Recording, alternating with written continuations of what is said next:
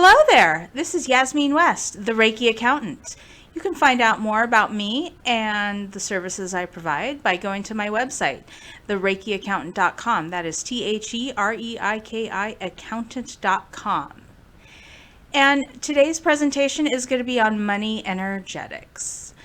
And it's going to be a two-part presentation. The first part, I'm going to tell you a little bit about my background and where I came from.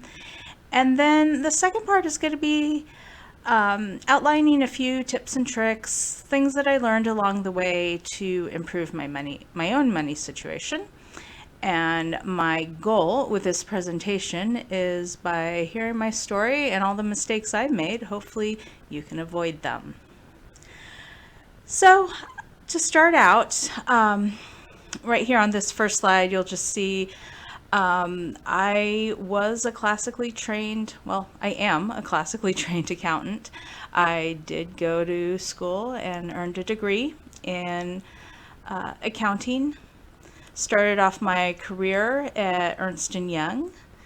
Definitely decided that wasn't for me long term. And, well, let's go along and I'll explain where it all started from.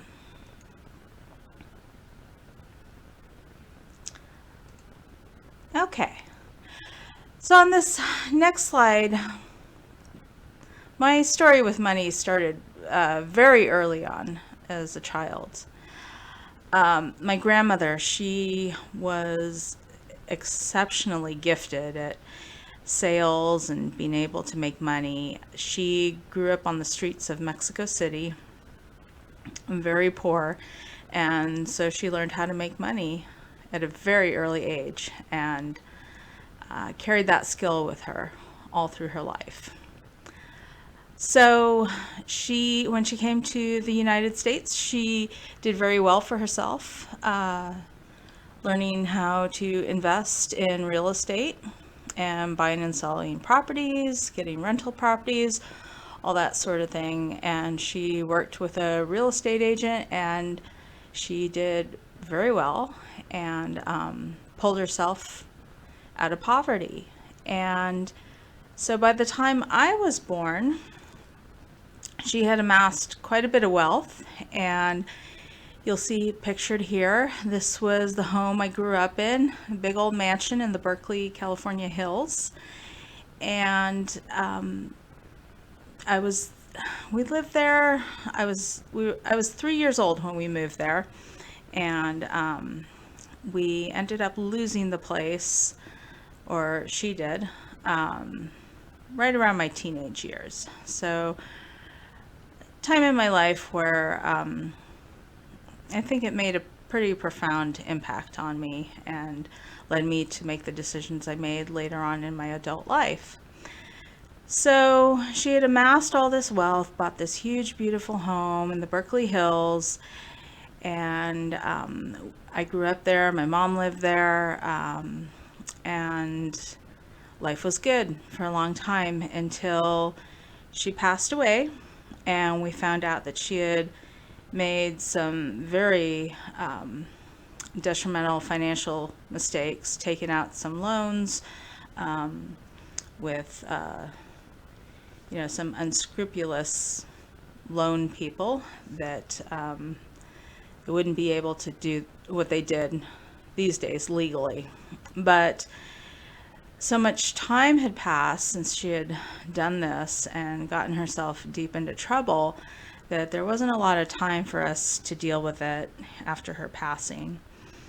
And we ended up having to sell the property at a distress and didn't get much out of it. So her legacy was pretty much lost, and that had such a huge impact on me because the way it was explained to me when at that young age was that she didn't understand the contract she was signing, and that's what led to all this happening. So I kind of made it my sole purpose and mission in life to understand what exactly happened and to never ever experience something like that myself ever again. And so this kind of steered me towards learning as much as I could about finance and just money in general. So that led me on to high diving into the world of accounting. So understanding finance was kind of a different animal, but if you understood accounting, you could really, in my mind, you could understand and assess the health of a company just by looking at its financial statements. And so because that's what was driving me, that's kind of where I ended up going with my career. And so I worked incredibly hard. I didn't have money to go to college, so I worked full time and I went to school at night, and it took me a lot longer than it would anyone else, but I did earn my accounting degree and started my career at Ernst & Young, which is one of the big four CPA firms. And through this, I also met my husband, and he ended up having a career in international marketing. And so we ended up having this kind of high-powered lifestyle where we had connections. I mean, we weren't making 1%er money, but we kind of had a taste of the 1% lifestyle through our connections. Just by working for a large CPA firm, I had access to, sporting events, the boxes to entertain clients. My husband, because he was in international sales in the oil industry, he ended up flying around on a corporate jet. So, we actually had a lot of fun. And, I look back on those times fondly. We did some pretty cool things. We ended up having just been given, just through our contacts, hot passes to a NASCAR event. And, those are usually passes that are only reserved for friends and family. You can't even buy those. So, it was pretty cool, some of the things we did. But there was a storm brewing underneath our feet. And that was the financial crisis of 2008. And we had I say we built this lifestyle of ours kind of on a shaky foundation because my mindset wasn't correct. Going back to, my feelings about money, my success had been purely driven based on fear and lack. I had experienced my grandmother's lost legacy, and that had imprinted in my mind that I was going to do whatever I could to prevent that. I wasn't following a grand purpose with respect to being driven by wanting to solve a problem or anything like that. I was trying to solve a problem, but it was mostly based on fears. I never wanted to be kicked out of my house ever again, and it ended up happening on Christmas Eve. We were thrown out. So you can imagine a young person of basically a teenager, that made quite an impression. And I wanted to always be safe and secure, and I was afraid of the alternative. So that's why I say we built this on a shaky foundation. My husband's relationship with money was not really that great either. He had experienced a lot of instability in his own family, where he had things provided for him, but he got uprooted a lot and they moved around a lot. So he had some instability as well. And then, we had built this lifestyle for ourselves. We had a house and we were so happy. Not that we ever lived in the house, mind you, because we were always traveling. We were both traveling for our jobs and waving and kissing each other hello, goodbye, between trips. And so there were some fun aspects of that lifestyle, but definitely as we got older, that wouldn't have been sustainable. But as it so happened, it all came crashing down in 2009 for us. 2008, we started to kind of see the writing on the wall. The economy was slowing down, but I had no idea how bad it really was. And when we lost our home and basically had to start over, we both lost our jobs at the same time. He lost his job first, and then I lost mine. And we had to short sell our home. Well, I can say, being someone who had solely identified on being able to prevent such a thing from ever happening in my life ever again, there was a lot of shame that I felt when that happened. I felt like I should have seen it coming. Here I was, I dedicated my whole life to understanding finance, and this happened to me. I mean, it should not have happened, right? If I had done everything right, it should not have happened. So I will say, because of that, I felt a lot of shame. And this is basically what went wrong. I had a little bit of success built on an underlying fear of failure. And I never really did the internal work to address those feelings of lack that were imprinted on me at a very young age. And I didn't have a connection with the universe, God, source, however you define it, especially when it came to my finances. I felt like it was all up to me, and I needed to learn how to navigate the financial world and the financial waters. And so,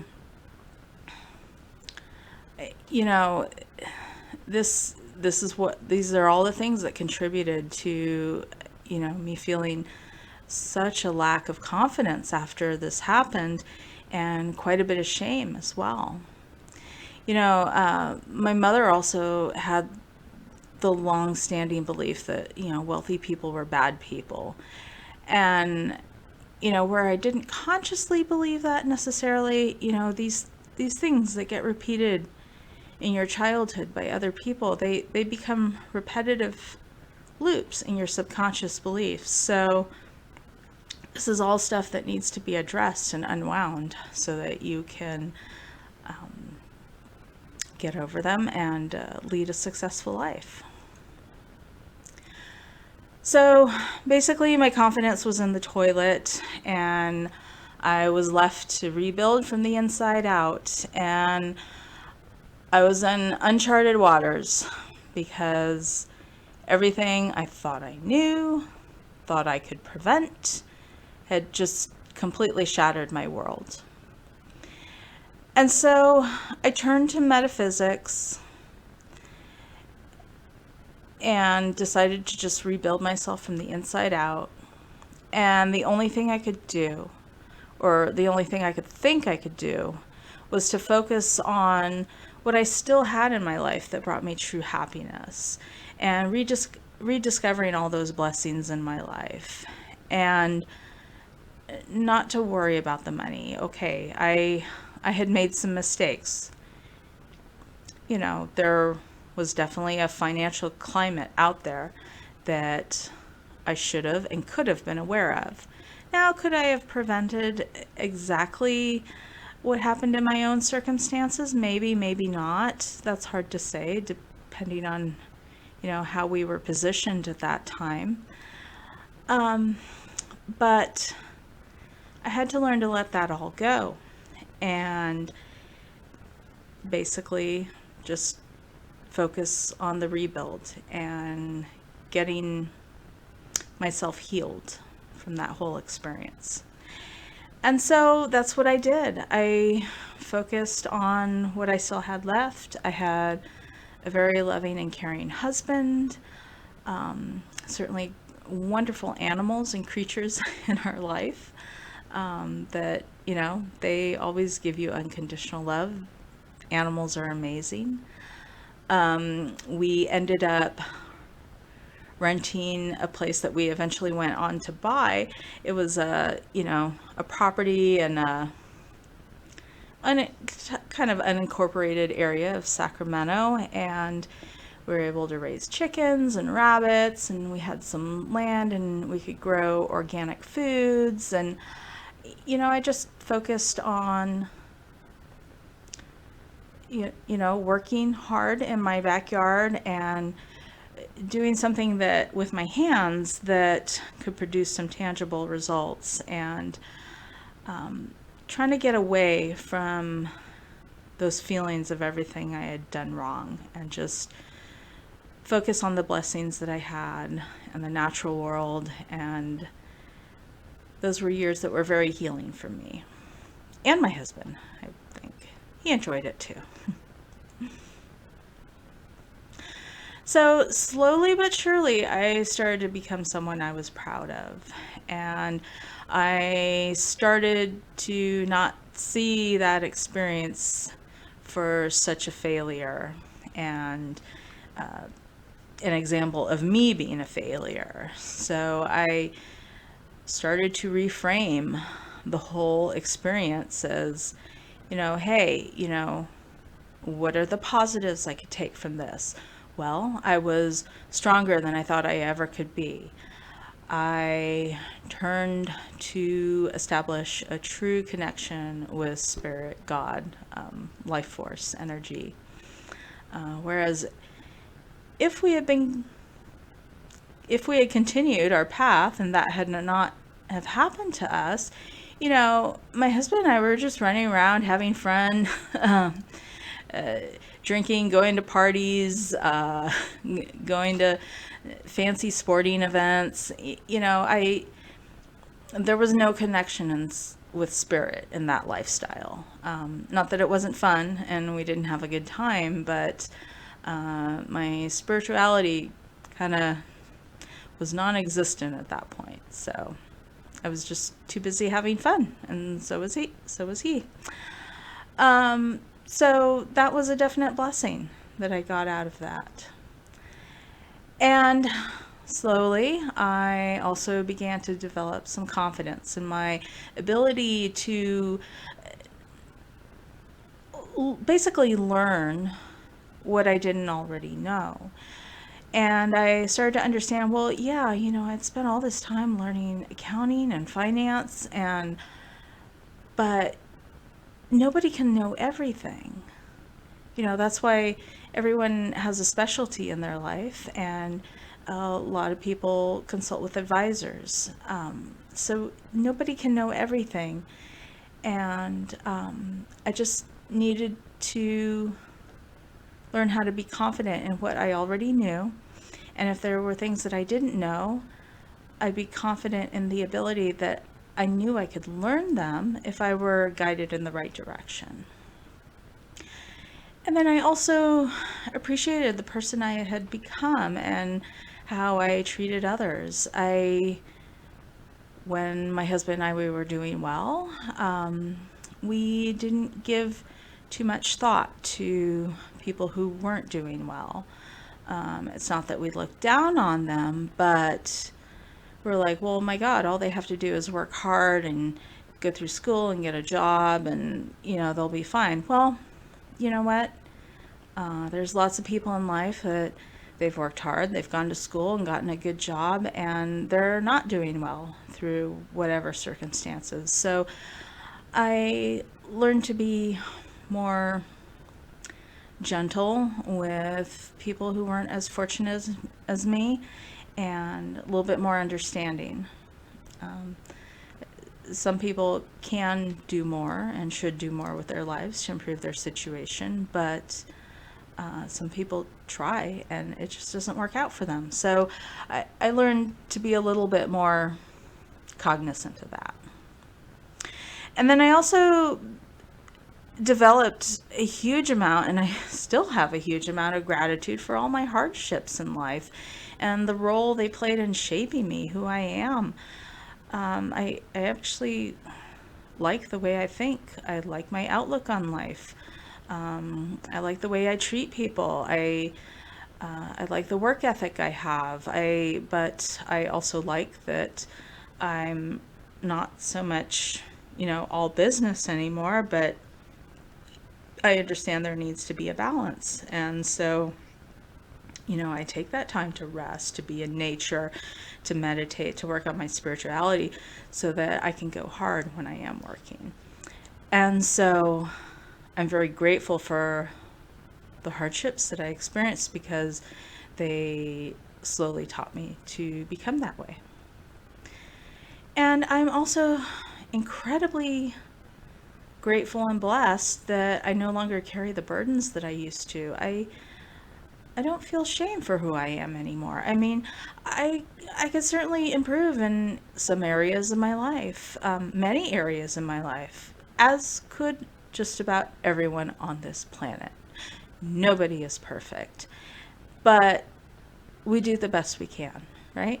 And sometimes our best is really, really good, and sometimes our best is not so good. And it just depends where we are at that particular time, how strong we are, how, if we're energetically compromised, I mean, that can slow us down. So I don't carry that as a burden anymore. And I'm very grateful for that. And I will also say I finally have a true inner freedom that I don't think a lot of people on this planet experience. I mean, I see a lot of people, and it's almost like their mind is in a cage. They can't think outside of certain parameters of limitations, and they're very much imprisoned by their minds. So, I mean, I probably have some of that. We're all rediscovering layers and biases we have that we were previously blind to, but for the most part, I do really have a true inner freedom. I don't think there is anything in this world that is not possible. Highly unlikely, but not impossible. And it's just up to us to figure out a way on how to accomplish it. So, very grateful for that. So, after my failure and healing myself, rediscovering the person I had become, I started to rebuild my financial life. And this entailed being a lot more open-minded than I had been in the past, and following the breadcrumb trails to lead me to the correct teachers and guides that could speak my language and really reach me at, the right moment, just that right perfect moment to say the right perfect thing that would just click and, the light bulb goes off, right? So that teacher is not going to be the same teacher for everyone. And you basically have to find your inner compass and just follow it and trust that the universe will lead you to the correct person at the correct time with the correct information that will just click and take you one more step along the journey. So part of this process involved really understanding, some basic things. I mean, learning to make money, my friend. And I can see it so clearly. Some people really have a problem with wealthy people. They think they're evil. They think money's evil. Well, if you have these sorts of thoughts, you're not going to be able to attract wealth into your life. Pure and simple. You're pushing it away on a subconscious level. And another thing I needed to learn was to remove my lack mindset. So, the harsh truth in this world is that there truly is or are an infinite amount of ideas out there in the world. And because of that, scarcity of money is just the result of wrong thinking. There really is no scarcity. And we need to get over that.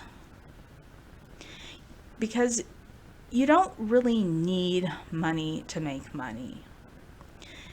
You simply need the ability to exchange something of value. And that something of value can be an immaterial asset, and often is. So I have a skill that you need. You're willing to pay me to perform something that you cannot do. Or I'm connected to somebody that you need to meet in order to bring your business to the next level or whatnot. So this feeling of lack, and it goes on to the next point I'm going to bring up, but this feeling of lack must be gotten rid of, because it's simply something we've been programmed with, but it doesn't actually exist if you think about it. There's always a way around whatever obstacle you have in, making more money, or, starting a business or whatever. You just need to find it. You need to think outside of the box. And so you need to remove the lack mindset, because there's always a way. There's somebody out there that knows how to do it.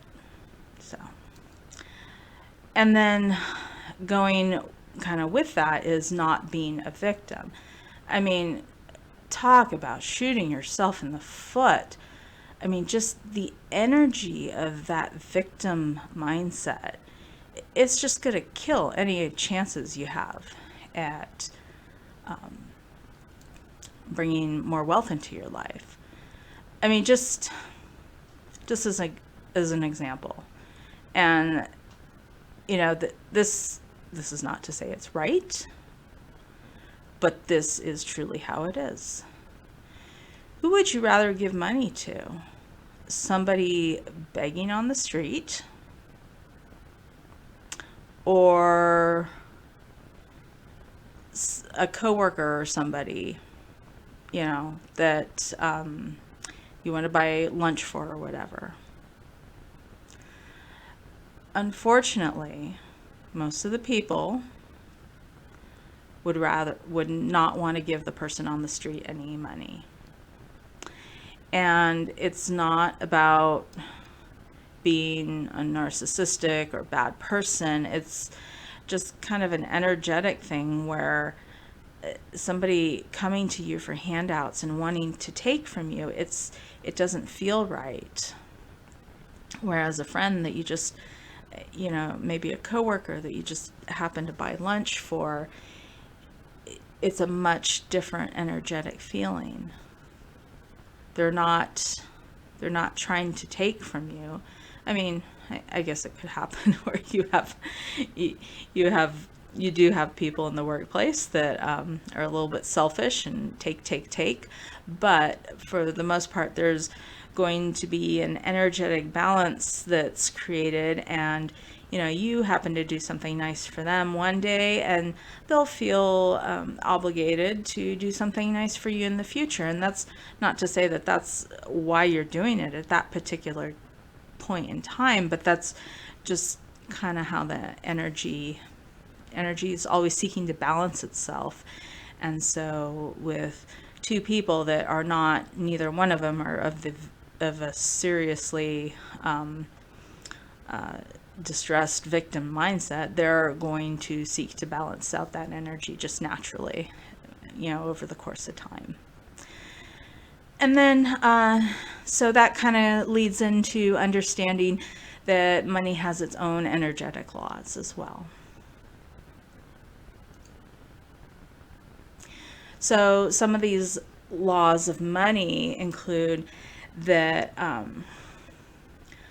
abundance, wealth, it's attracted to more trustworthy people.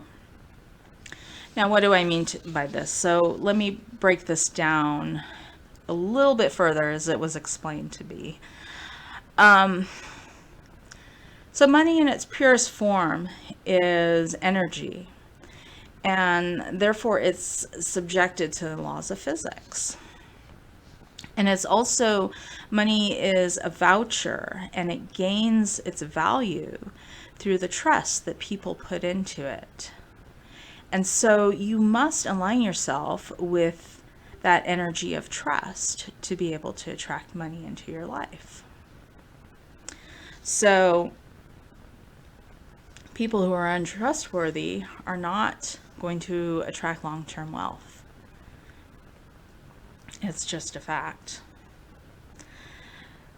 So money also likes order. It likes cleanliness. So, you want to be someone who keeps accurate records of your money. You know exactly what you have, what's coming in, what's going out. You're not late with your bills. You don't have a whole pile of garbage on your desk where you don't know where anything is. So that's also important, and one of the laws of money. Money also attracts more money, so this is why the rich always get richer, right? Just having money is going to attract more of it. Why is this? It's because it shifts your frequency. When you have money, you don't feel like you lack. So it's taking you out of that lack mindset.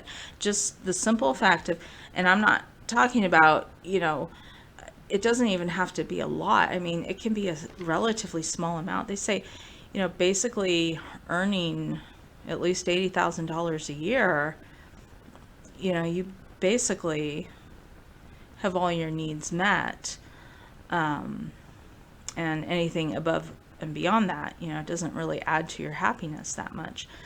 So just having some sort of money security, it takes you out of that lack mindset, that frequency of feeling like I need. So having the money, you're good. And so you're not in that frequency where you're trying to take. And that's important because you must be willing to give before you can receive. And this is true of everything, of love, and money as well. So giving to charity is also important and one of the money laws. But going back to the money attracts more money. Now, if you don't have money, there's a couple of ways to accomplish this. So you can create a money magnet, but that requires that you have the ability to set aside a small amount of money every week. So if you're starting at zero, no income, no job, nothing in the bank, what you can create is it's a little trick called a magical checkbook. And so as you have your regular checkbook that you write And I guess I'm dating myself here because who uses checkbooks anymore? But for the purpose of this exercise, I behoove you to do this because it's actually quite effective. So you have your direct deposit coming into your bank account, and then you have your bills that you pay out of it. And with the magical checkbook, you basically add a couple of zeros, like 1 or 2 zeros, to the amount of the money coming in. And then the bills that you pay, you record as just your regular bills. And then slowly but surely, you start to see the balance in that account increase more and more as you have income coming in, the deposits coming in. And, obviously you're going to have a separate checkbook for the correct transactions so that you don't overdraw your account, right? But by just seeing on this separate checkbook that you're using, your magical checkbook, where the money's growing and growing, it starts to shift your frequency into feeling wealthy, feeling like you have money, feeling rich. And that feeling is very important for attracting more money. And that's what we're basically trying to go after with this money attracts more money. You need to feel like you've already got it before it comes to you. And that's basically true of any type of manifestation that you work with. But this is a technique where you can artificially create that feeling of being wealthy if you can't get there mentally on your own. So that's one tip. And then once you start having money that you can actually set some money aside, there's the concept of the money magnet. And what that is it's basically, it can be like a savings account, whatever, but it's an account that you never ever touch, ever touch. This was made very clear to me. As soon as you touch it or you start investing it in a stock market that can go up and down, it won't work properly. So it's basically a money magnet. It can be a savings account, and you don't have to put a lot into it. It can just be 2% of your earnings, so 2% of your after-tax paycheck that you just have direct deposited into this account, and little by little, this money magnet will grow. And then it's good to have it in a savings account so it can earn some interest. Again, doesn't have to be a lot. Doesn't have to be the top interest rate you can find. That's not the purpose of this. The purpose of it is to create a tangible asset that supports you feeling wealthy, feeling like you have money, feeling that you are not in lack, that you have abundance. And so while we were doing that with the magical checkbook and it wasn't real, this is the next step forward where it's actually real. It's a real account growing. It's important that it grows and that it earns some interest. Doesn't have to be a lot. But as it builds and you start to see that account balance in there grow and grow, after a few years, you're going to look at that and you're like, wow, that's quite a bit of money. I'm kind of wealthy. I'm kind of abundant. And that's the purpose of it. So, and important that you never spend it as well. So, let's see. Next, you must be willing to give before you can receive. And this is, I kind of described this a little bit with, the people on the street, always kind of taking from others. It's not an energetic feeling that feels good to the person that they're taking from. Actually, it doesn't feel good for either side. I I was in the unfortunate position where I had to ask for some money, and it feels awful, especially if you've started to work on yourself a little bit more energetically. You never want to ask for money ever again. It's just it feels terrible. It feels much better to give and to be able to be in a position to give and help others. And this is where you're going to want to create some win-win situations with everyone you come in contact, because it creates goodwill and it helps you to build networks, and people respond to you very well. And, most people are not going to want to be indebted to another person. So, it's not like you're keeping score here. I bought you a coffee, you need to buy me a coffee. But people just naturally will want to reciprocate if you help them. There's a few people out there that, they're takers, but for the average person, they want to reciprocate to someone who helps them out. So this is why it's very important that you must be willing to give before you can receive. And like I said, if money isn't your problem, love is. This also applies to love. So, and money also needs a purpose. This was explained to me. We want to always be creating something of value. We want to be able to solve problems for people, which it kind of goes hand in hand with that last point there of your value that you provide is going to determine your income.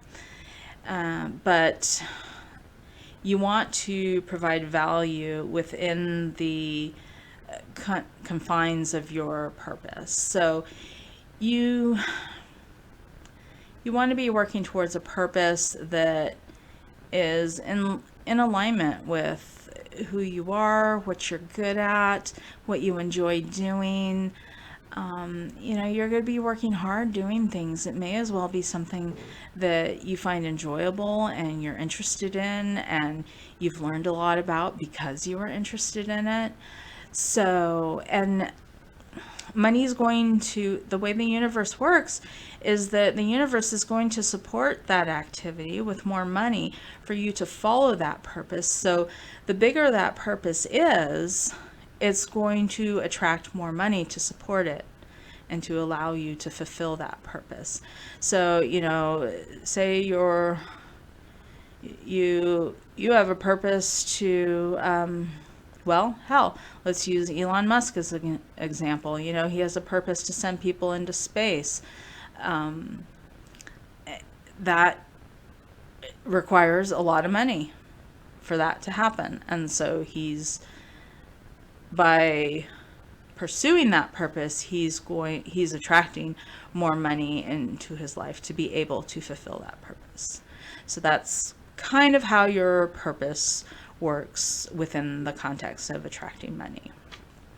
And then, of course, going back to the final point of providing value determines your income. So again, value can be something that solves a problem for someone.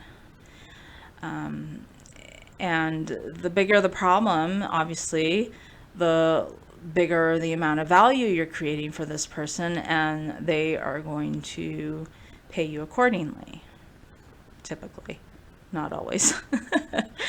But, going back to most people want to balance out that energy, even exchange. If you do something that, just blows their business out of the water, you create like this amazing advertising campaign for them, something like that. The value you provide is going to be reciprocated within the amount of money that is in equilibrium with the value you have provided. So that's how that works. And I can say you can even put this to work in your workplace. You don't necessarily have to have a business. But I will say, I had much better interactions with the people I worked for once I kind of embraced this way of thinking. So I had, tasks for my job that I needed to do, but I started to think, well, maybe everything on this list that I think is important and that I think is valuable for my job isn't actually so. Why don't I work with my boss to determine what they feel is valuable?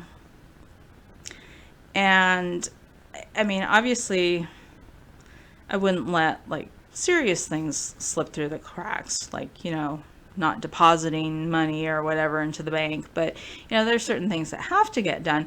But I would try to focus as much as possible on the things that they valued as opposed to what I valued as a contribution in the company. And as I did that, I found they were much happier with my work, and I was actually working less. I wasn't working as hard. So that's a demonstration right there of, your values determine your income. And, I got good raises when I did that. So that is the presentation for today that I wanted to share with you. Again, I hope you are able to learn from this and take some of these points and apply them to your own life to make your situation a little better or a lot better. Okay, take care now. Bye-bye.